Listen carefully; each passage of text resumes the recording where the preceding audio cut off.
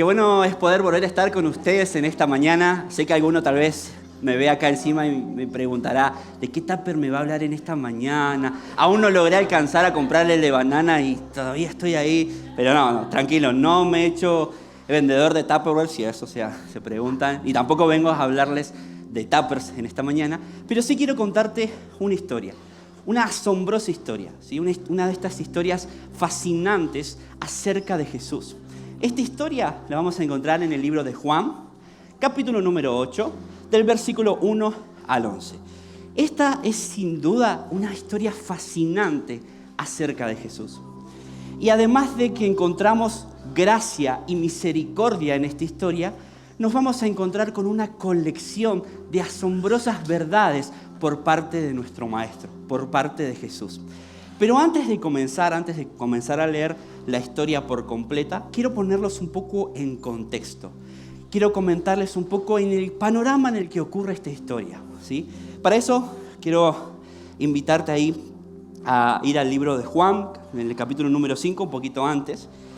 Y en este capítulo no vamos a leer esta historia en particular, pero quiero contarte que en este capítulo ocurre un milagro asombroso. Ocurre algo increíble.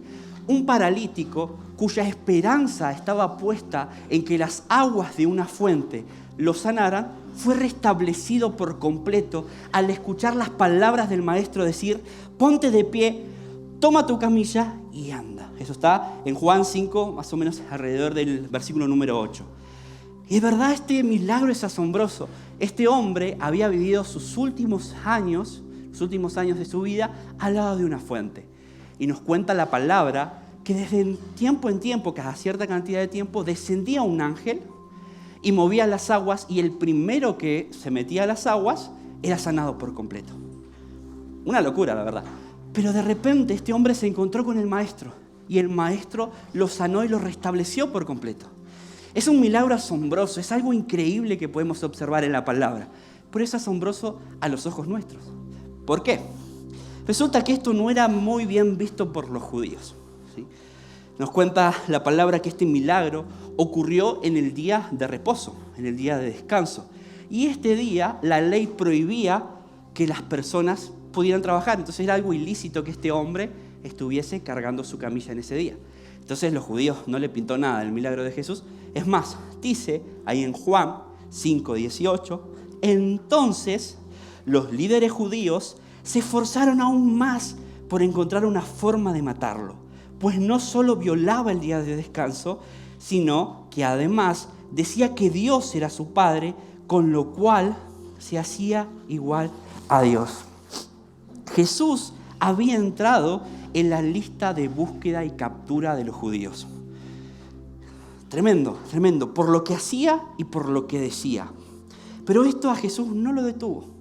Él siguió enseñando y realizando asombrosas hazañas. Y había una cierta y gran hostilidad hacia el Maestro. Miren, incluso esta hostilidad llegó en el capítulo número 7 a ser tan grande que Jesús no podía andar caminando por Judea. Imagínense la hostilidad hacia Jesús, que los judíos lo odiaban. No lo querían ni ver ni en figurita, podríamos usar esa frase. Y sumado a todo esto, la gente empezaba a preguntarse: ¿es Jesús el Mesías? Yo me imagino ahí a los judíos alterados, como locos, diciendo: oye, esta idea no la podemos permitir entre nosotros. No podemos dejar que piensen que Jesús es el Mesías. No podemos dejar que este hombre que sana en el día de reposo sea el Mesías. Tenían que elaborar un entretejido plan, tenían que hacer algo para hacer a caer a Jesús. Jesús había entrado en esta lista de captura. Y esta es la primera verdad que quiero compartirte en esta mañana. Las preocupaciones de Jesús son distintas a las de los hombres. Él no se alteró ni se escandalizó. En ningún momento dice: mándenme 100 guardaespaldas porque los judíos quieren matarme. En ningún momento. Él cumplió su propósito. Él tenía claro y enfocado en lo que él estaba haciendo. Y él cumplía diligentemente lo que el Señor, el Padre, le había mandado hacer. En ningún momento Jesús dijo: me voy a esconder, me voy a resguardar en una cueva porque los judíos me están buscando. No. Él cumplió diligentemente su propósito.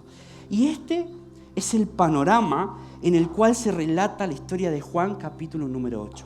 Jesús en la lista de búsqueda y captura de los judíos. Jesús siendo amenazado por los judíos. Jesús siendo menospreciado por los judíos. Por eso quiero invitarte ahora a que sí leamos Juan, capítulo número 8.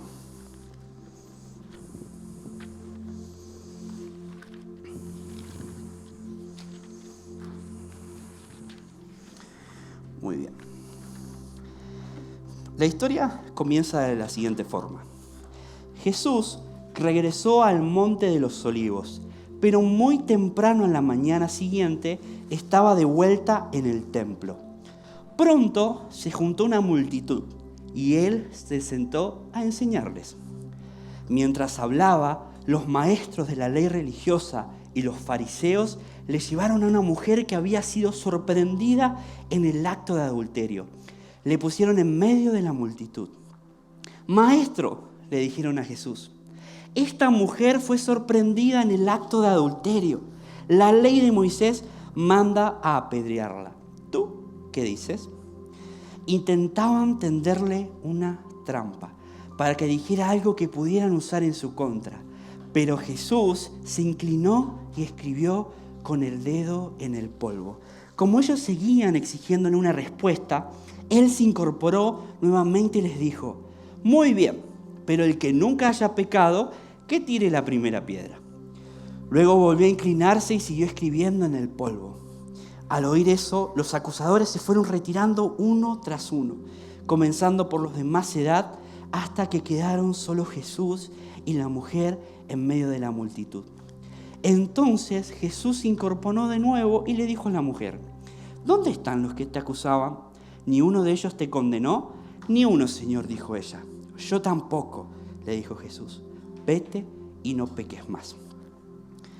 Los líderes religiosos habían encontrado una situación ideal para hacer caer a Jesús, pero su intento no salió como ellos esperaban.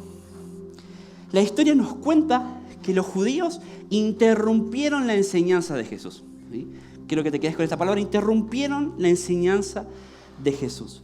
Ellos podrían haber actuado de una forma completamente diferente. No sé, se habían topado con la situación de que encontraron a esta mujer en el acto de adulterio. Jesús está enseñando, vamos a preguntarle a ver qué dice él. Vamos a apartar a Jesús de la multitud. «Señor, sucede esta situación. ¿Vos qué opinás?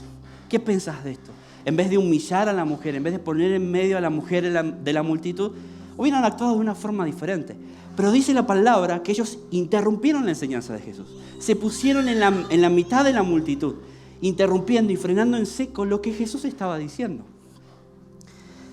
Y yo imagino, y me pongo tal vez en la situación de Jesús, tal vez y posiblemente yo hubiera reaccionado de una forma totalmente diferente a Jesús. Yo estoy enseñando, estoy encendido, ¡wow, qué copado! Estoy hablando de las palabras, estoy enseñando ahí con los pequeños, y de repente me interrumpen, y probablemente hubiera dicho: «Che, sáquenme de la escena de estos porque me están interrumpiendo». O probablemente reaccionaría de una forma inapropiada, de una forma tal vez con palabras inapropiadas. Pero Jesús, esto es sumamente extraño y loco, dice que Jesús no reaccionó de la forma que nosotros podríamos reaccionar. Dice que él se inclinó y escribió en el polvo. Y esta actitud, la actitud de Jesús frente a esta interrupción, nos regala una gran colección de verdades. Primera verdad: el sistema no puede detener el reino viene a detener el sistema. Y esto es increíble. El sistema, que es representado por aquellos judíos que venían con el deseo de hacer caer a Jesús, y el reino representado por el deseado de las naciones que venía a liberar al mundo de la esclavitud del pecado. El sistema actual, que son las normas, el tenés que hacer esto, tenés que actuar de la siguiente forma, nos indica un camino contrario al que Jesús nos indica. ¿Sí? Jesús es el camino verdadero. Y uno también podría llegar a pensar, ¿no? Digo, estos judíos detuvieron a Jesús. Frenaron la enseñanza de Jesús, lo lograron. Era su cometido. Pero no, Jesús siguió enseñando. Y Jesús siguió enseñando y cometiendo más milagros. Y el libro de Juan nos relata un montón de esto. Y algo que me encanta, y está en Lucas 1, del 30 al 33, es: ahora concebirás, esta conversación la tuvo el ángel cuando visitó a María para anunciarle el nacimiento de Jesús. Le dijo: y ahora concebirás en tu vientre y darás a luz un hijo, y llamarás su nombre Jesús.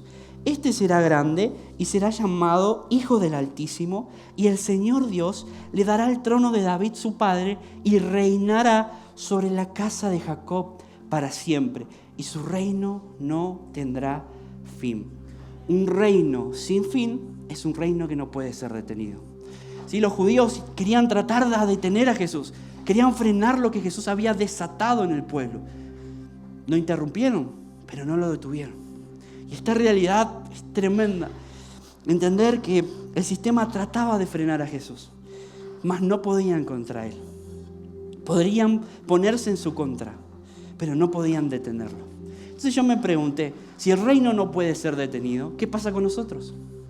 ¿Qué ocurre con nosotros? ¿Qué ocurre con los habitantes del reino? ¿Qué pasa con nosotros cuando somos interrumpidos? Sea por el pecado, por el sistema, por las cosas del mundo. ¿Qué ocurre con nosotros?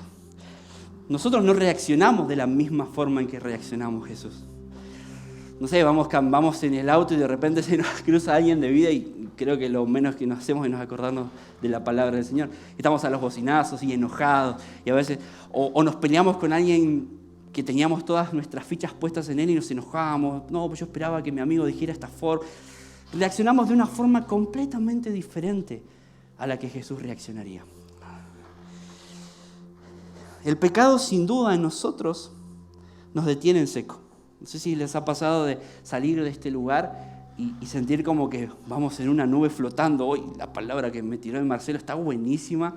Nada me va a detener, nada me va a frenar. Y de repente a la vuelta de cambio, chao. Tirados en el piso, por decirlo de una forma.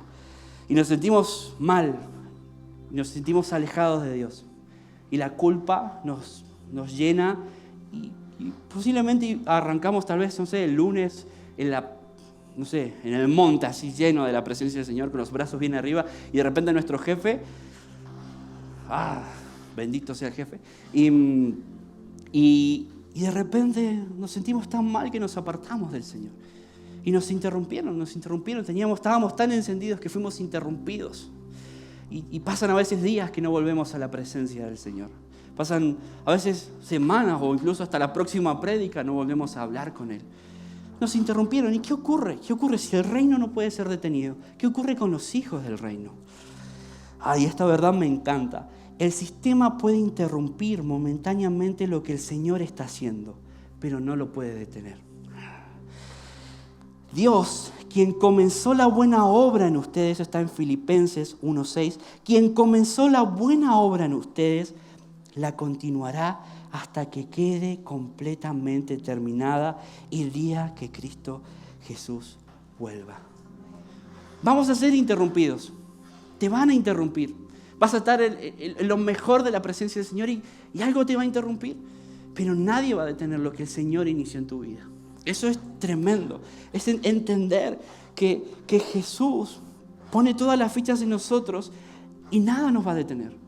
Nada, ni el pecado, ni las cosas de este mundo, nada puede detener lo que Él hizo. Hay otra palabra que me encanta que está en Romanos 8:38 al 39. Dice: y estoy convencido de que nada podrá jamás separarnos del amor de Dios. Ni la muerte ni la vida, ni los ángeles ni demonios, ni nuestros temores de hoy, ni nuestras preocupaciones de mañana, ni siquiera los poderes del infierno pueden separarnos del amor de Dios. Ningún poder en las alturas ni en las profundidades, de hecho nada en toda la creación podrá jamás separarnos del amor de Dios, que está revelado en Cristo Jesús, nuestro Señor. Nadie te va a detener, te van a interrumpir. Vas a salir de acá tal vez lleno de la presencia del Señor y te cruces con un auto, o en tu misma familia haya un inconveniente, o te juntes a cenar, te van a interrumpir. Las cosas de este mundo te van a interrumpir. Y esto no quiere decir que ahora que entiendo yo que el reino, que lo que el Señor está haciendo no va a ser detenido, me puedo entregar fácilmente al pecado, ¿no? Hay una hay una realidad, y es esta palabra la que quiero compartirte. Debemos aprender y debemos trabajar en tener vidas para llegar a tener una relación ininterrumpida con Él. En la pantalla está la palabra ininterrumpida. Suena rara, es como, Emma, muy temprano para que me enseñes una nueva palabra, pero es una realidad tremenda. La palabra ininterrumpida o ininterrumpido habla de algo que no ha sido interrumpido, algo que es continuo, algo que no se frena, algo que a pesar de ser interrumpido no es afectado por eso. Jesús fue interrumpido por aquellos que querían hacerlo caer, mas no fue afectado. Jesús no se levantó y empezó a tirar piedra y revolear y rájense de acá. No, Jesús no fue afectado por eso. Jesús tenía una relación ininterrumpida con el Padre. Debemos forjar vidas que aunque el pecado se presente, no interrumpan nuestra relación con Él. Aunque trate de afectarnos, aunque traten de hacernos caer, aunque la tentación aparezca en nuestras vidas, aunque tengamos la posibilidad de insultar, aunque el mundo entero nos diga esto es correcto, tenés que hacer actuar y decir estas cosas, esto no va a interrumpir mi relación con Él. No voy a frenar lo que Él está haciendo en mi vida y voy a mantenerme conectado con Él. Debemos levantarnos en un clamor por una iglesia ininterrumpida, que es una iglesia que no hace todo lo que el sistema espera que haga, sino que actúa como lo hace el Maestro. Él nos dice en el Salmo 1, bienaventurado el varón que no anduvo en consejos de malos, ni estuvo en camino de pecadores, y en silla de escarnecedores se ha sentado. Bienaventurados. Podemos modificarlo un poquito. Bienaventurados si no interrumpen tu relación con el Señor. Si no dejas que nada ni nadie interfiera en tu relación con el Señor. El Señor nos enseña que debemos ser como Él. Nada puede interrumpir su relación con el Padre. Y Él también nos dice en Mateo 11:29, lo estoy haciendo en un montón de versículos y es más, tengo muchos más. Pero pónganse mi yugo, déjenme enseñarles, porque yo soy humilde y tierno de corazón. Y encontrarán descanso para el alma. Lo vimos en esta historia. Jesús no actuó como actuaríamos nosotros. Yo sin duda me hubiera enojado. Yo sin duda hubiera reaccionado de una forma contrariamente a Jesús. Es más, Él se puso a escribir en el polvo. No sé, posiblemente me hubiera enojado y decir, fuera, saquen de acá, no los quiero ni ver, dejen de interrumpir lo que estoy enseñando. Puede captar la atención. Nos pasa muy seguido en Zona Kids que cuando captamos la atención de los niños, y es un tesoro muy valioso eso, porque captar la atención de los niños es como muy difícil. Y de repente cuando alguien nos interrumpe, nos da ganas de, ay, Señor te bendiga o te mando, te viene a buscar el Señor o te mando yo. Y imagínense, el Señor había captado la atención de multitudes, estaba enseñando y fue interrumpido. Y uno esperaría que reaccionara de una forma completamente diferente, pero no. Reaccionó de forma tranquila y siendo manso de corazón. Miren, la actitud de Jesús al permanecer tranquilo, que es tan bueno eso, nos demuestra y nos da la señal de que Él tenía el control de la situación. Eso es... ¿Qué pasa cuando el pecado se presenta en nuestras vidas? El pecado no debe tener el control absoluto de nuestras vidas. Nosotros debemos tener el control sobre él. Romanos 6, 17 al 18 dice, antes ustedes eran esclavos del pecado, pero gracias a Dios, ahora obedecen de todo corazón la enseñanza que les hemos dado. Ahora son libres de la esclavitud del pecado y se han hecho esclavos de la vida recta. Oh, esto es tremendo. No podés dejar que el pecado domine tu vida. De la misma forma en que Jesús actuó en la interrupción, cuando se presentó, cuando lo pausaron en seco y tomó el dominio sobre eso, debemos actuar de la misma forma, demostrando corazones mansos y humildes, demostrando que el pecado no tiene control sobre nuestras vidas, que nosotros tenemos control sobre eso. Ahora bien, tengo una pregunta clave acá. ¿Por qué Jesús fue interrumpido? Jesús tenía toda potestad. Si Él quisiera, no sé, Él estaba enseñando y tal vez sentía en el espíritu que venían los judíos a interrumpirles y como él tenía toda potestad, no se hacía aparecer un puma y el puma saltaba sobre los judíos y chao, no lo interrumpía. Él tenía toda potestad. ¿Por qué? ¿Por qué dejó de ser interrumpido? O no sé, ¿por qué los discípulos de Jesús permitieron que se metieran entre medio de la multitud? ¿Por qué? ¿Por qué? La interrupción era parte de su enseñanza. Jesús quería mostrarnos una estrategia de cómo actuar frente a eso. Él mantuvo el control en todo momento de la situación, siendo manso y humilde de corazón y no dejando que eso frene lo que él estaba haciendo. No fue afectado Jesús. Jesús no se alteró. Jesús no se calentó por fuera interrumpido. Jesús nos mostró una estrategia increíble de cómo debemos actuar nosotros frente a interrupciones de este mundo. Y también me surge la pregunta. Jesús estaba enseñando. ¿Jesús fue sorprendido por esto? Jesús no se sorprendió. En ningún momento dice, ¡ay, me interrumpieron! Déjame un chiquito que me ponga a pensar qué estoy haciendo. No, Jesús no fue interrumpido en ningún momento. Jesús no fue sorprendido en ningún momento, quiero decir. ¡Ay, acá hay otra verdad tremenda!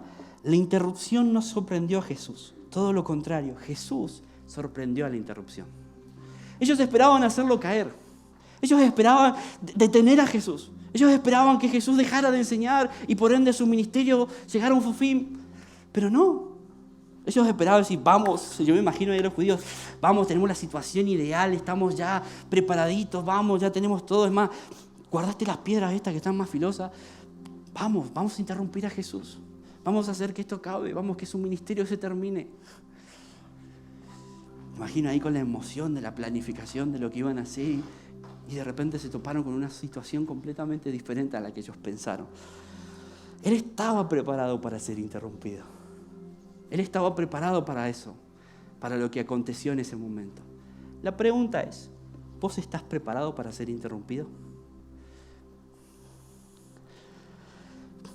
¿Vamos a estar preparados como Jesús, que estaba preparado para ser interrumpido por los judíos?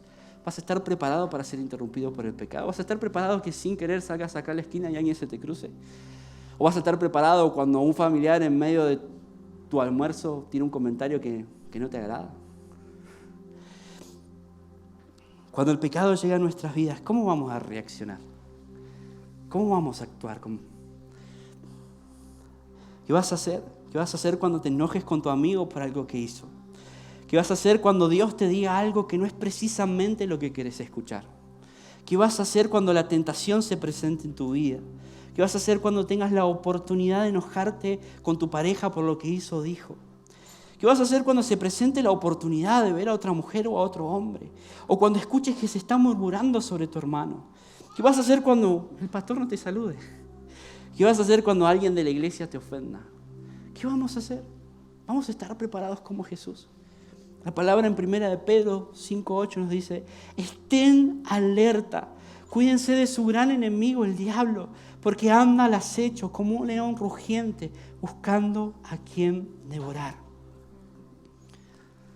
Jesús estaba sumamente preparado para ser interrumpidos. ¿Y ustedes? ¿Nosotros? ¿Qué va a pasar con nosotros? ¿Qué va a ocurrir al salir de acá o al transitar nuestras semanas cuando seamos interrumpidos? Debemos aprender a reaccionar como Jesús lo hace. Debemos aprender a llevar una relación ininterrumpida con Él. Que a pesar de que algo se presente, ese algo no afecte mi relación con Él. Y tal vez uno podría llegar a decir, todas estas preguntas, tengo una excelente respuesta, sé cómo actuar, soy un crack de las interrupciones. Pero dice la palabra en 1 Corintios 10:12, si ustedes piensan que están firmes, tengan cuidado de no caer. Es tremendo en ver cómo Jesús, que fue interrumpido, manejó la situación y dejándonos una forma y una colección de verdades asombrosas. El maestro implícitamente nos enseña cómo debemos reaccionar, de cómo debemos actuar, que debemos estar preparados, que debemos tener cuidado, de que debemos permanecer alerta, de que debemos permanecer en Él. Y esto es tremendo. No solamente el Señor nos muestra cómo debemos reaccionar frente a interrupciones, cómo debemos reaccionar frente al pecado, cómo debemos reaccionar frente a los ofrecimientos de este mundo. Dice que el relato continúa, ¿sí? El relato que estamos viendo sigue, y continúa mostrándonos cómo Jesús resuelve esta situación.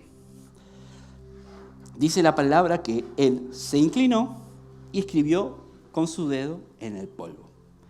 La verdad que es algo muy enigmático eso, ¿no? Por ahí, si paramos ahí, si Jesús se inclinó y agarró una piedra y se las arrojó, podría parecer un poco más lógico. Pero dice, Jesús se inclinó y escribió con su dedo en el polvo. Entonces, ¿qué quiere decir eso? ¿Que nosotros también tenemos que escribir en el polvo cuando nos interrumpan? Cuando se nos cruza un auto, nos bajamos, ponemos la palanca de cambio, nos bajamos y nos ponemos a escribir en el polvo ahí. Estoy enojado, pero estoy escribiendo en el polvo porque Jesús reaccionó de esa forma. No. Él resolvió esta interrupción de una forma muy particular y para nosotros enigmática, porque no sabemos qué escribió. No, la Biblia no dice, escribió tal cosa. No lo dice.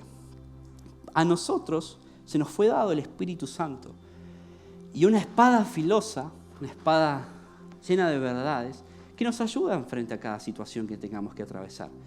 Cuando vamos caminando por la calle, cuando nos toque lidiar con algún familiar, con algún amigo, con algún hermano de la iglesia, cuando el pecado se presente en nosotros. Nosotros no vamos a ponernos a escribir en el polvo, pero sí vamos a volvernos a la palabra, a lo que el Señor dice, a cómo debemos reaccionar, a cómo debemos actuar frente a tal interrupción, frente a tal situación. Y por ahí, si alguno se pregunta, porque esta pregunta fue por meses en mi vida, ¿qué escribió Jesús en el polvo?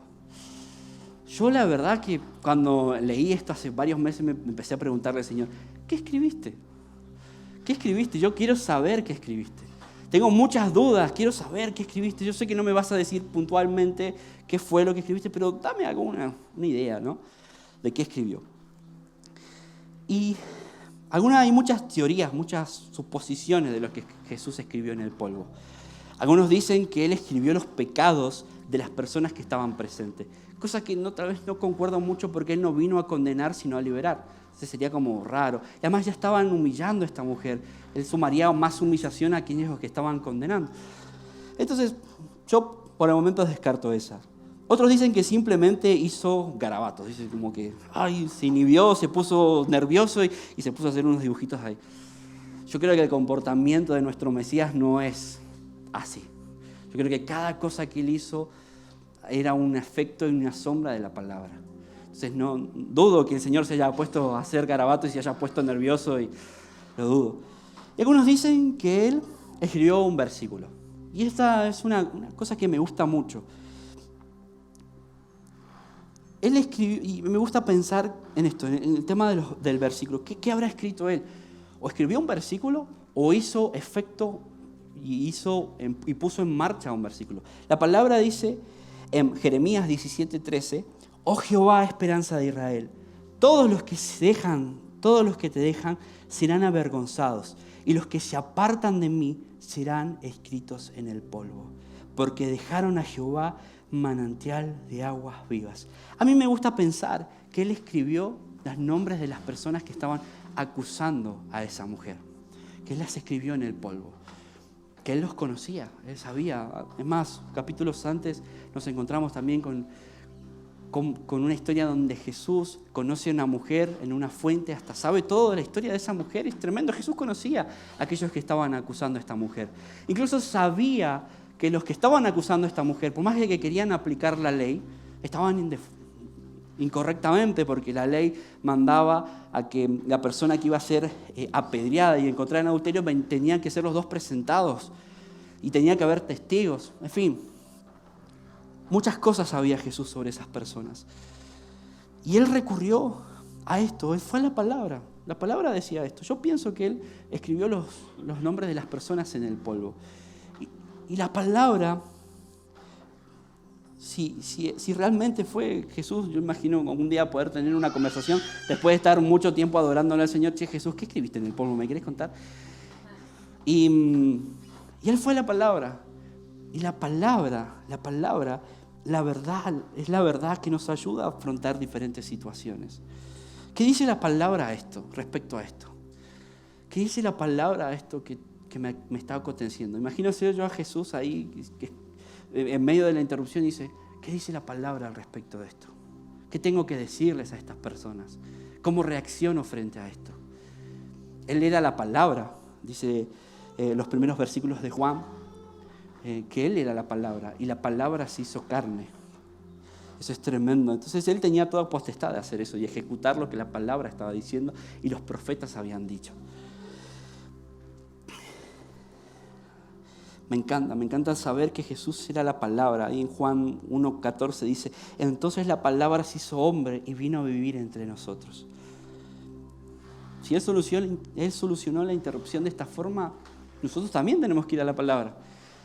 Estoy re enojado porque mi hermano me dijo esto. Yo esperaba que actuara de esta forma. No sé, lo voy a publicar en las redes sociales para escracharlo mal. ¿Qué dice la palabra respecto de eso? ¿Qué dice la palabra al respecto de enojarnos? ¿Qué dice la palabra al respecto de odiar? ¿Qué dice la palabra al respecto de murmurar? ¿Qué dice y hay muchas situaciones en las que debemos ir a la palabra. ¿Qué dice la palabra con respecto a cómo ama el mundo? ¿O cómo cela el mundo? ¿Qué dice la palabra? Jesús era la palabra y Jesús tenía toda potestad de ir a la palabra.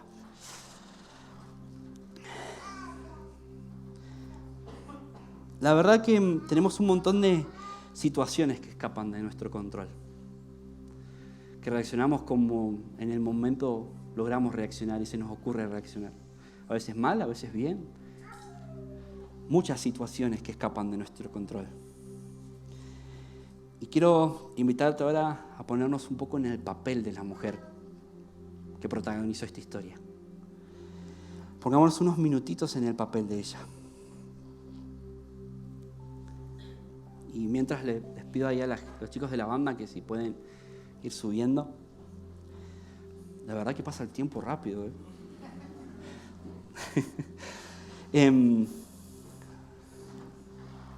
Pongámonos unos minutitos en el papel de ella. Imagínense su situación. Ella fue encontrada en el mismo acto de adulterio. Es la palabra que la sorprendieron, que la encontraron en el mismo acto de adulterio. Y pienso que no creo que ella haya accedido a ser llevada delante de Jesús. Creo que fue llevada contra su voluntad. Creo que ahí a las rastras, a los empujones, agarrando sus muñecas, sus brazos, la llevaran delante del maestro. Además, incluso pienso, ¿no?, que si fue sorprendida en el acto de adulterio, tal vez no tuvo tiempo para arreglarse. Tal vez no tuvo tiempo para ponerse ropa. Entonces la agarraron y la llevaron ante el maestro. Qué situación tan complicada. Y no tan solo eso. No fue puesta aparte con el maestro y el maestro le dijo, bueno, vamos a resolverlo de esta forma. Dice que fue puesta en medio de la multitud. Fue humillada en medio de la multitud. O sea, yo me imagino si la multitud era un grupo de argentinos así, no, lo que hizo. No, mirá a la doña Filomena, yo sabía que estaba con ese, andaba algo raro. Entonces, si fuera tal vez un grupo de argentinos ahí, la humillaron a esta mujer. La humillaron por completo. Fue puesta en vergüenza frente a todos los ciudadanos, frente a todos los vecinos, imagínense al panadero, al carnicero, todos sabían de lo que estaba pasando. No sé si se acuerdan ahí en situaciones de pandemia, ¿no? Ya ha pasado bastante, pero cuando nos enterábamos que no se contagió de coronavirus porque estuvo con el vecino del carnicero, con el amigo del primo. Entonces, todo el mundo se entera y creo que la persona se siente humillada cuando algo público sucede de esa forma. Ella fue humillada. Yo me imagino ahí sus pensamientos. Yo me imagino ahí ella siendo arrastrada por estos judíos, preguntándose, ¿qué va a pasar de mí? ¿Será que me están llevando frente al que tiene la agenda de apedreamientos? ¿Será que me están llevando frente a aquel que me va a anotar el jueves a las 19 horas me van a apedrear? ¿A dónde me están llevando? ¿Qué va a pasar conmigo? ¿Qué va a pasar conmigo? La Biblia no nos relata que esta mujer estaba pidiendo a gritos misericordia y gracia. En ningún momento dice, déjeme tranquila. En ningún momento nos muestra que esta mujer estaba alterada. Yo imagino que su interior estaba como, ay, déjeme salir de acá, quiero irme a mi casa, estoy siendo humillada, me han puesto en vergüenza. Tal vez me están viendo partes que no quiero que me vean porque me sacaron a la fuerza. Y me gusta pensar que ella se abandonó a la decisión de Jesús. Hay una parte un poquito más adelante cuando esto se resuelve que ella la llama Señor. Señor. Yo creo que ese Señor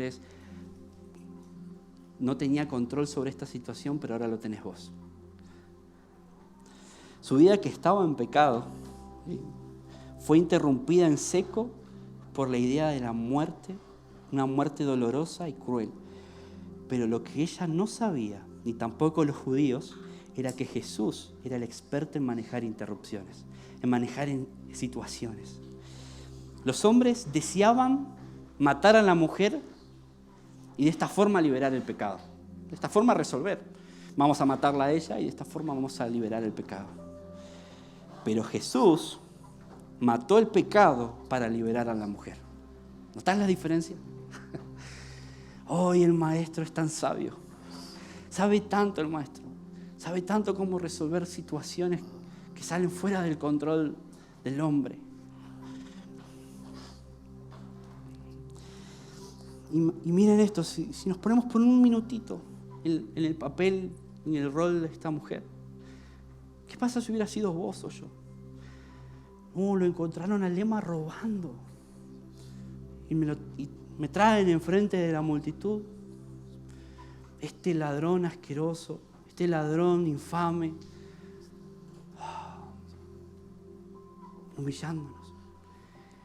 La palabra dice, Romanos 6:23, pues la paga que deja el pecado es la muerte, pero el regalo que Dios da es la vida eterna por medio de Cristo Jesús, nuestro Señor. ¿Qué hubiera pasado si nosotros estuviéramos en ese lugar? Nuestra condenación era la muerte, mas nos encontramos con un maestro que interrumpió nuestras vidas y cambió el panorama de todo. Por eso que quiero animarte a que tengas una vida ininterrumpida en su presencia, a que tengas una vida ininterrumpida en una relación continua con el que te ama, con el que dio tu vida, con el que dio su vida por vos. Y la próxima vez que el sistema te interrumpa, que el pecado te interrumpa, la próxima vez que algo aparezca en tu vida, tratando de frenar todo en seco, ¿a quién vas a recurrir? ¿A quién te vas a abandonar? El pecado va a aparecer y sin duda va a querer frenarnos en seco y tratar de que pasemos días sin estar en su presencia. ¿Y a quién nos vamos a abandonar? ¿A quién vamos a recurrir? Hay situaciones que salen fuera de nuestro control. Hay situaciones que no podemos manejar, tal vez incluso pecados que tenemos ocultos. Por eso te invito ahí que cierres tus ojos. Vamos a ir terminando, pero vamos a clamar esto, vamos a levantar